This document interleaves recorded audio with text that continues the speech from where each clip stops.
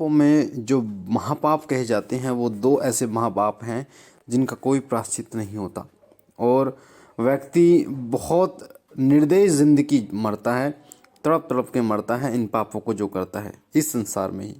पहला पाप होता है कि अपने बच्चे को, यानी गर्भ में कोई भ्रूण है, कई लोग लड़की समझ के कि भाई लड़की है और उसको मरवा देते हैं, ख़राब करवा देते हैं। ये पापों में महापाप है।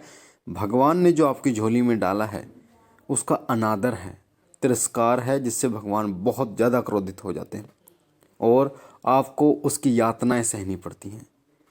वो यातनाएं आपको इस धरती पर उस समय नहीं मिलती जिस समय वो जन्म लेती और उसका पालन पोषण आप करते। उतनी दिक्कत आपको तब नहीं होती, तब तो आप खुशहाली ज़िंदगी ही जीते। पर उसको मारने के बाद आपकी ज़िंदगी धरती लोक पर भी और जो सूक्ष्म लोक हैं वहाँ पर भी आपकी जो ज़िंदगी है वो दर्दों से भरी हो जाती है। और दूसरा जो महापाप है वो होता है कि आज के समय में बहुत से ऐसे लोग हैं जो बहुएं होती हैं उनको जला देते हैं, मार देते हैं, सिर्फ किस कारण से, दहेज के कारण से, लड़ाई झगड़े के कारण से। इस प्रकार जो मार देते हैं वो सरेआम, ये जो पाप है ये महापाप की गिनती में आता है। इस पाप की कोई क्षमा नहीं होती। आपको बता दूं कि जो महिलाएं या जो व्यक्ति मरते हैं, जलकर मरते हैं, वो बहुत ताकतवर भी होते हैं और साथ ही वो अपना बदला लेने की कोशिश करते हैं, हर संभव वो प्रयास करते हैं अपने बदला लेने की। और उस व्यक्ति के अंदर जो उसको मारता है, अगर कोई महिला है, उसके सास ससुर हैं और उन्होंने सास ससुर ने मारी है, तो वो उसके शरीर में प्रवेश करके अलग अलग बीमारियां उनको उत्पन्न करते हैं या सीढ़ियों से गिर देते हैं, फिसला देते हैं, ऐसे अलग अलग प्रकार से उनको प्रताड़ित करने का कार्य करते हैं। उनको बहुत बहुत ज़्यादा आराम मिलता है। तो जो व्यक्ति मर जाता है, जो महिलाएं मर जाती हैं, वो तड़पती रहती हैं, बहुत तड़पती रहती हैं, अलग अलग योनि में तड़पती हैं और उनके मन में सिर्फ एक ही होता है कि बदला लेना। कई बार जब लोगों को ये पता चलता है उस घर में कि हाँ कि ये दिक्कत जो है ये हमें हो रही है और ये मरने के बाद हमें परेशान करते, तो कई लोग अपने घर का इलाज करा लेते हैं। क्यों करा लेते हैं? क्योंकि जो भगत होता है वो तो इंसान की सुनता है। अब वो प्रेत जो है वो उसकी तो सुनेंगे नहीं, उसको बुला के, या तो उसके अंदर इतनी क्षमता नहीं होगी वो उसको बुलाकर उसका दुख सुन सके कि उसको क्यों मारा गया, कैसे मारा इन लोगों ने। तो वो इंसान की सुन के अपने घर का कीलन करा देते हैं, शरीर में तावीज़ डलवा देते हैं, जिससे वो प्रेत जो है वो उस शरीर पर कोई भी नुकसान नहीं पहुंचा पाता, ना ही उस घर में प्रवेश कर पाता है। कई तो ऐसे तांत्रिक होते हैं जो प्रेत में मार अलग लगाते हैं उसमें और उसके दिमाग से चीज़ें भुलवा देते हैं।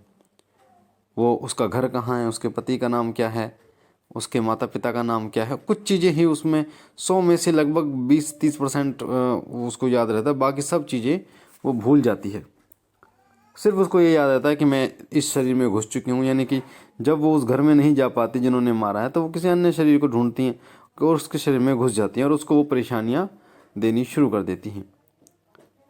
क्योंकि जब कोई प्रेत जो है वो प्रेत योनि में होता है, जब वो प्रेत योनि में होता है और उसका बदला पूरा नहीं होता, या फिर वो भगवान की माया को नहीं जानता, अपने मोक्ष को नहीं जानता, तब वो इस प्रकार से कार्य करता है, किसी के शरीर में घुसकर उसको पीड़ा देता है, बहुत ज़्यादा पीड़ा देता है। उसके शरीर से खाता है, उसके शरीर से पीता है।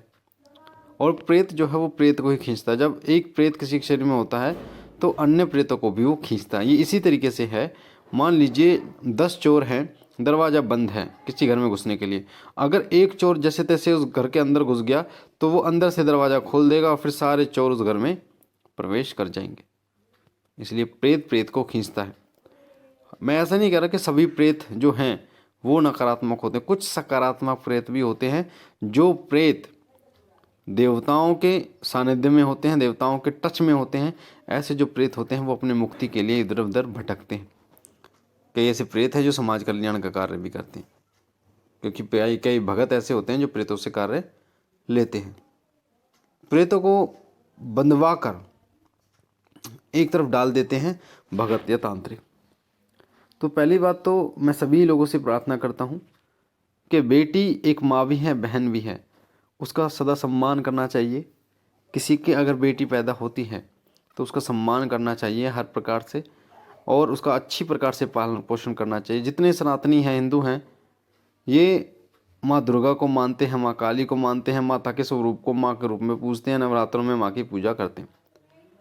पर ये भूल जाते हैं कि वही माँ जब एक बच्ची के रूप में आपके घर में जन्म लेती है और उसका आप तिरस्कार करते हैं और उसको मरवा देते हैं, उसका पालन पोषण नहीं करते, तो वो माँ कितनी क्रोधित आप पर होती है। तो इस चीज़ को विशेष रूप से ध्यान रखिए, क्योंकि जिस प्रकार माँ अलग अलग घरों में जन्म लेती है, उसी प्रकार से हो सकता है वो आपके घर में भी जन्म ले। तो माँ की जो महिमा है वो अनंत है। माँ को जिसने पा लिया वो जीवन भर तर जाता है, वो भवसागर से पार हो जाता है, क्योंकि माँ ही होती है जो आपसे इतना प्रेम कर सकती है बिना किसी स्वार्थ के। इसलिए माँ को कभी भी किसी प्रकार का कष्ट मत देना, चाहे आप कितने ही बूढ़े होना, कितने ही बड़े क्यों ना हो जाएं। ये हमारे सनातन धर्म का के संस्कार हैं कि माता पिता को पूजनीय माना जाता है, पूजा की जाती है माता पिता की। और व्यक्ति आज के समय में पढ़ लिख गए हैं, जो अधिकतर पढ़ गए हैं, वो अपने माँ बाप को छोड़ देते हैं, अपने बच्चों के यानी अपने पत्नी के साथ, बच्चों के साथ रहते हैं।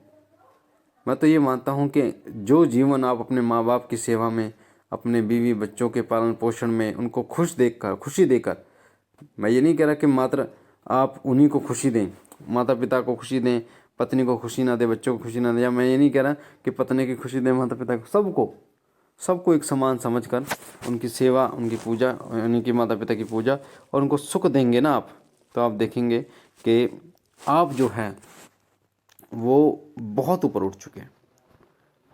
माँ बाप की सेवा, माँ बाप चाहे 100 गालियाँ दे दें, माँ बाप चाहे लठ मारते हैं, फिर भी आपको माँ बाप के चरणों में ही रहना है। माँ बाप के द्वारा मारा गया एक थप्पड़ आपकी ज़िंदगी सुधार देता है। इस चीज़ का विशेष रूप से ध्यान रखें। इसलिए माँ बाप को कभी भी अपशब्द ना बोलें। माँ बाप की सेवा हरदम आपको करनी है। माँ बाप के चरणों में ही आपको सिर झुकाना है। सदैव उनका सम्मान कीजिए।